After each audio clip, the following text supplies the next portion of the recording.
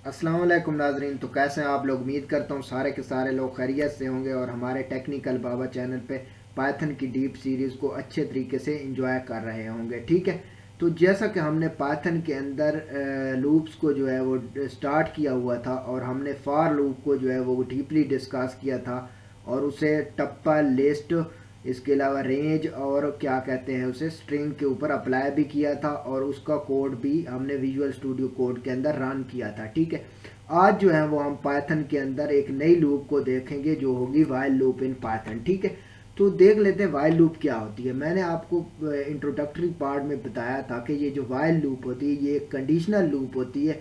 ये उस कंडीशन पर डिपेंड करती है जो इसके हेड के अंदर पास की जाती है, और अगर वो कंडीशन जब तक ट्रू रहेगी या ट्रू होगी तभी जाके वाइल लूप की बॉडी एग्जीक्यूट होगी, अदरवाइज इसकी बॉडी एग्जीक्यूट नहीं होगी। और ये भी कि ये जो वाइल लूप होती है ये इन्फिनाइट लूप होती है और ये ब्रेक रिक्वायर करती है। ब्रेक स्टेटमेंट या ब्रेक कीवर्ड होता है, ब्रेक स्टेटमेंट रिक्वायर करती है जो कि इसको स्टॉप करेगी, अदरवाइज ये इन्फिनाइट लिमिट तक चलती रहेगी और कभी भी स्टॉप नहीं होगी। इसलिए इसके अंदर ब्रेक लगाना लाजमी होता है। ठीक है, नीचे इसकी एग्जांपल दी हुई है। ठीक है, मैं इस कोड को एग्जिट करूंगा और अभी हम अपने विजुअल स्टूडियो कोड के अंदर इस एग्जांपल को देख लेते हैं कि ये कैसे वर्क कर रही है ये वाली एग्जांपल। ठीक है, इसको मैं करूंगा कॉपी। ठीक है, कॉपी। ठीक है, और यहाँ पे चले जाते हैं VS कोड के अंदर। यहाँ पे मैं अपना न्यू फाइल बनाऊंगा। सॉरी, फाइल का नाम रखेंगे while.py। ठीक है, हमने फाइल का नाम रखा while.py। ठीक है, इसको एंटर करेंगे और इसको कर देंगे बंद। ठीक है, अब मैं यहाँ पे अपने कोड को करूँगा पेस्ट जो कि हमने कॉपी किया था।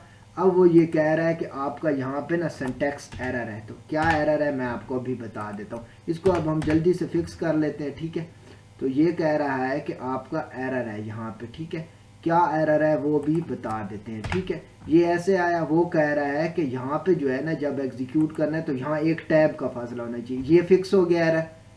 अब ये भी फिक्स कर लेते हैं, ये भी फिक्स हो गया।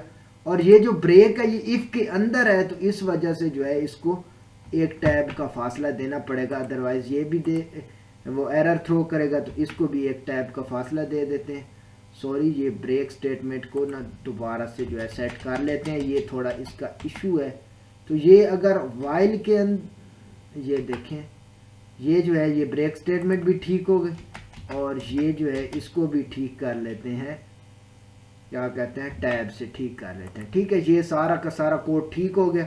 अब कंट्रोल एस से सेव करते हैं। ठीक है, ये जो है ये जो ब्रेक है ये इफ के अंदर आ रही है। ठीक है, तो ये जो है इफ के अंदर आ रही है, ब्रेक स्टेटमेंट जो है यहाँ पे इफ के अंदर ये आ रही है और ये जो आई है ये वाइल का ही हिस्सा है। ठीक है, ये जो i प्लस इक्वल टू 1 है ये i का ही ये जो है ये वाइल लूप का हिस्सा है। तो कंट्रोल एस से सेव किया और यहाँ से कोड को करते हैं रन।